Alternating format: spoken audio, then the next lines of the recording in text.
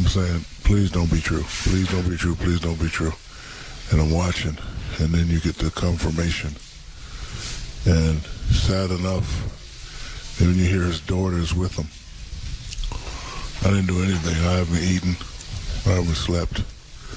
I'm looking at all the tapes, but I'm sick right now. That was Shaquille O'Neal on his podcast, reacting to the shocking death of his friend, former LA Lakers teammate Kobe Bryant.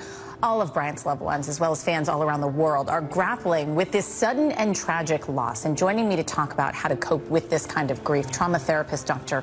Colleen Sarah. Doctor, thanks for being here. You know, I want to show our viewers the statement from LeBron James. This is something that we were all waiting for. What was he going to say? And it seemed like he was struggling with it as well. He writes, quote, "Sitting here trying to write something for this post, but every time I try, I begin crying again, just thinking about you, niece Gigi, and the friendship bond, brotherhood we had.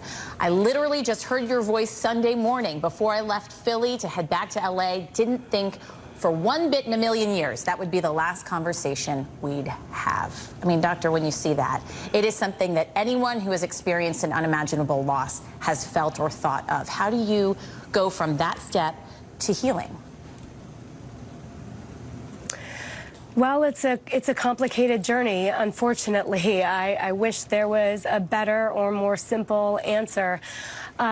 Grief is a long process. It is not a linear process. It ebbs and flows. There will be moments for folks where it seems pretty okay, and then all of a sudden it will feel awful all over again. And so this is just, it's a long, complicated process. I think that's one thing that all of us have thought of is Vanessa Bryant, the complexity of not just you losing your husband, but losing your child with him. I mean, how does one move forward from that?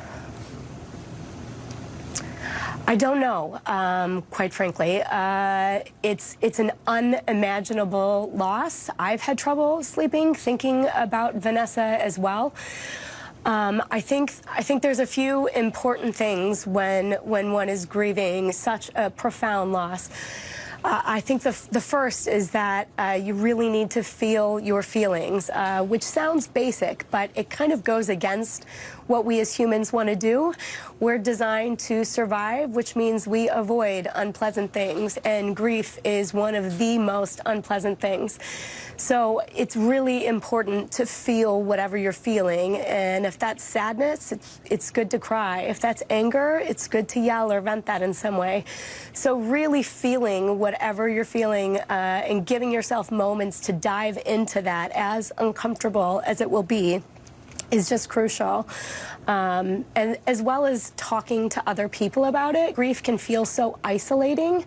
So the importance of having loving, safe people around you, other people who are grieving in similar ways or for similar reasons, these can be really, really helpful things. But for Vanessa, taking this moment by moment is the most important thing.